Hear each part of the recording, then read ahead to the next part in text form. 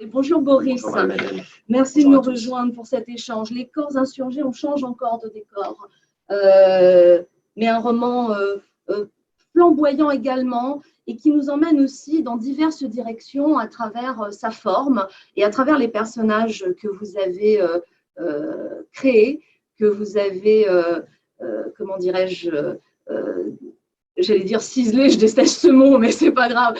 Vous avez fait un travail d'orfèvre auprès de ces trois personnages qui sont réunis par une même incandescence, une même flamme, et qui sont séparés par les époques. Lorenzo, artiste peintre, dans l'Italie de la Renaissance, à Rome plus précisément. Baptiste, un jeune lycéen issu d'un milieu bourgeois, très bourgeois d'ailleurs, qui va rêver de révolution en plein mai 68. Et enfin, Tahar, le jeune Marocain exilé de force suite à un drame familial, qui va partir en quête de son identité et tout simplement de sa place dans le monde. Première question, Boris, qu'est-ce qui a généré la nécessité de raconter une histoire en trois époques si différentes et pourquoi ces époques? Oui, alors vous l'avez très bien dit, les corps insurgés, c'est trois vies, trois destins, trois corps, et j'ai aussi envie de dire presque trois frères qui s'entrelacent, qui se croisent, et en apparence, tout les sépare, puisqu'on a Lorenzo, ce jeune peintre à la Renaissance à Rome, Baptiste, le jeune révolutionnaire en mai 68, et Tahar, jeune réfugié qui arrive à Paris aujourd'hui. Donc en apparence, tout les sépare, mais en fait, ils sont liés par un même désir, une même quête de liberté, une même quête aussi de rébellion qui va, je pense, avec leur jeunesse, leur fougue. Et donc, on se rend compte que c'est presque trois mêmes visions d'un même désir et d'une même passion, en fait. Oui, c'est aussi un roman sur la jeunesse, effectivement, qui va de pair avec la liberté. Alors Lorenzo, sa quête, lui qui est d'origine très modeste, il est berger au départ, et puis un prêtre va le prendre sous son aile et lui faire découvrir la peinture. Et là, c'est une révélation absolument extraordinaire. C'est un Big Bang, en fait, dans la vie de Lorenzo. Non pas seulement pour la peinture en elle-même, mais pour ce que ça vous amène à chercher, c'est-à-dire la beauté. Il va avoir une forme de vocation à rechercher la beauté. Tout à fait. Vraiment, Lorenzo, c'est le jeune prodige qui va sortir de sa condition pour devenir peintre et chercher cette beauté. Mais ce n'est pas seulement une traque abstraite, il va aussi vraiment voilà, découvrir la peinture, j'ai presque envie de dire charnellement, c'est-à-dire toucher les couleurs, toucher la toile. C'est la première scène d'ailleurs, la découverte de la toile avec sa main. Donc ça va être une découverte par tous les sens, par le regard évidemment, et puis voilà, il va tomber dans la peinture et surtout partir en quête de ce beau. Il va arriver à Rome, qui est peut-être l'une des plus belles villes au monde, et chercher partout où est-ce qu'il peut trouver cette beauté pour la reproduire sur la toile. Alors, vous parlez de charnel, et du coup, avant de parler des autres personnages, il faut qu'on parle de la manière dont vous avez articulé ce roman. Les entrées sont à chaque fois celles d'un membre du corps, c'est-à-dire d'un organe, pardon. Ça peut être les yeux, c'est les seins, c'est les épaules, c'est les cuisses. Ça n'est pas un gadget ou un effet de style, il y a une raison particulière à ça. Donc, il y a 21 chapitres qui vont de la main jusqu'à l'âme, en passant par le cœur, le regard. Et c'est vrai que chaque partie du corps, chaque chapitre représenté par une partie du corps, incarne un moment dans ses destins, dans ses quêtes, dans ses recherches, un tournant, un virage. Et par exemple, la partie du sein, c'est l'origine, c'est l'enfance, c'est le sein de la mère, etc. Et donc, chaque partie du corps incarne une facette de ces trois destinées liées. Alors, justement, Baptiste, je vous disais tout à l'heure, lycéen, issu d'un milieu bourgeois. Il y a quelque chose à la fois de naïf, mais en même temps d'extrêmement sincère dans son désir de révolution.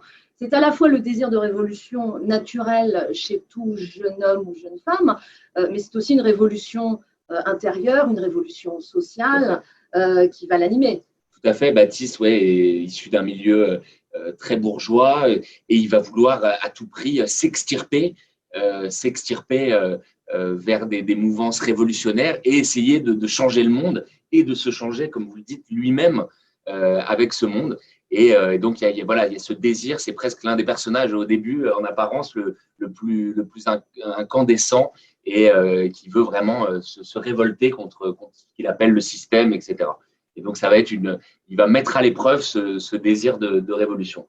Et puis enfin, je vous ai déjà dit en privé, j'ai une tendresse particulière pour lui parce qu'on a le sentiment que lui, plus qu'une révolution, il avait des désirs de paix et qu'en réalité, c'est une forme de révolution qui va le rattraper à travers la violence. Exactement, mais Tahar se fait exclure de chez lui, doit quitter sa maison familiale au Maroc et donc il va se retrouver en France, à Paris, exilé, réfugié, et il va essayer de donner un sens à son exil, donner un sens à cette nouvelle existence pour laver en gros son exclusion, sa faute originelle.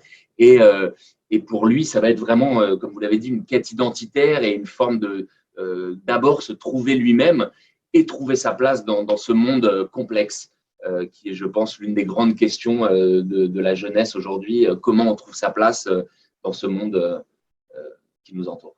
Alors, pour rester encore un peu sur la question du corps et du charnel, de la sensualité, un autre point commun et qui évidemment va aussi de pair avec la jeunesse de vos personnages, c'est la question du désir et de l'amour ou simplement du désir charnel parce qu'il n'est pas seulement question d'amour. Oui, vraiment, il faut faire des rencontres et être éclairé par ces rencontres amoureuses et charnelles. Et c'est vrai que j'ai essayé que ces trois destinées aient des revirements, des tentatives et donc évidemment une quête amoureuse qui accompagne le désir de révolution, la traque de la beauté, la découverte de la peinture et évidemment de l'amour. Alors, autre chose très importante dans ce livre, ce sont les lieux que vous avez choisis. Vous ne les avez pas choisis par hasard. Rome, Maroc, Paris. Qu'est-ce qui a déterminé le choix de ces lieux? C'est des lieux auxquels je suis très attaché. Moi, j'ai eu la chance de grandir un peu, très souvent, d'aller petit au Maroc, donc notamment dans cette petite ville de Mohamedia, où commence la destinée de Tahar. Donc, j'avais envie de placer ça. Paris, c'est ma ville, donc j'avais envie de la mettre en scène. Et puis Rome, j'ai eu cette chance d'être un an à la Villa Médicis, où est née cette idée de livre.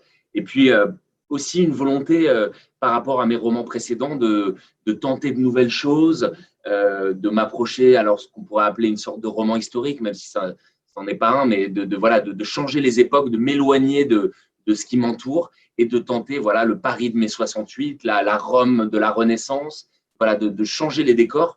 Et puis, c'est des décors tellement inspirants, à la fois pour moi et mes personnages, que je ne peux qu'essayer de les mettre en scène. Alors, cette quête de liberté, de beauté, de révolution, d'identité, elle est belle, mais elle a un prix.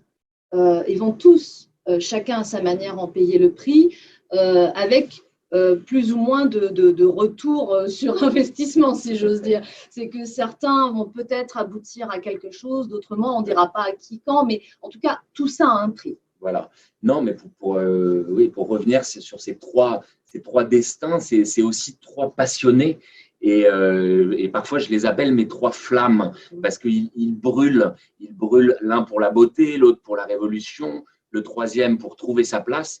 Et dans ce feu, il y a évidemment de la lumière, il y a évidemment une élévation, mais il y a aussi parfois l'ombre qui peut rattraper. Et donc, ils oscillent en permanence entre lumière et obscurité. Donc, c'est c'est vraiment des destinées qui, je l'espère, sont toutes proches d'un renversement et d'un retournement de situation et donc d'une quête. Merci beaucoup, Boris Bergman, pour ce très beau roman, Les corps insurgés.